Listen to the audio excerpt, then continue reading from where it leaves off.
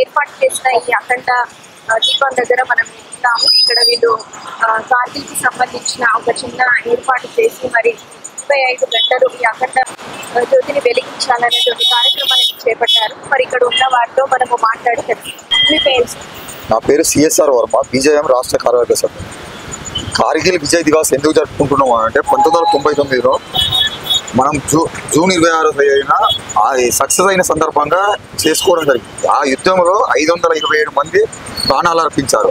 వాళ్ళకి సూచికగా 25 సంవత్సరాలైన సందర్భంగా అమరజ్యోతి అని ఇక్కడ అమరజ్యోతి వెలిగించడం జరిగింది. అది 25 గంటల పాటు, అంటే నిన్న నైట్ 8 గంటలకు వెలిగించాము. ఈరోజు రాత్రి 9 గంటల వరకు ఆ జ్యోతి నిత్యం వెలుగుతూనే ఉంటుంది. అమరులైన కుటుంబాలను ఇక్కడికి పిలిచాము. కొంతమంది ఆ జవాన్ల తల్లిని పిలిచి అమరజ్యోతిని వెలిగించడం జరిగింది. అలాగే కార్గిల్లో పార్టిసిపేట్ చేసిన సైనికులను, ఆ విధంగా మాజీ సైనికులను అందరినీ పిలిచి నిన్న ఇక్కడ కార్యక్రమం ఏర్పాటు చేయడం జరిగింది. ఈరోజు కూడా సాయంత్రం ముగింపు సభలో ఆ అమరులైన కుటుంబాలకు ప్లస్ మాజీ సైనికుల కుటుంబాలను అందరినీ పిలిచి ఇక్కడ వాళ్ళని చిరు సత్కారంతో సన్మానించాలనే ఉద్దేశంతో ఇక్కడ ప్రోగ్రామ్ చేశాం. ఇది ఆల్ ఓవర్ ఇండియాలో, భారతదేశం మొత్తంలో మా నరేంద్ర మోడీ గారి సూచన మేరకు ఈరోజు వరంగల్ పోచమ్మ సెంటర్లో ఈ కార్గిల్ విజయ్ దివాస్ 25వ సంవత్సరాల సందర్భంగా ఈ కార్యక్రమం ఏర్పాటు చేయడం జరిగింది. బీజేపీ పార్టీ ఇస్తున్న సపోర్ట్ ద్వారా మీరు ఇది ఏర్పాటు చేశారు. ఇది యువ మోర్చా, బీజేపీలో యువ మోర్చా అనేది యూత్ వింగ్ సందర్భంగా ఇక్కడ ఈ కార్యక్రమం ఏర్పాటు చేయడం.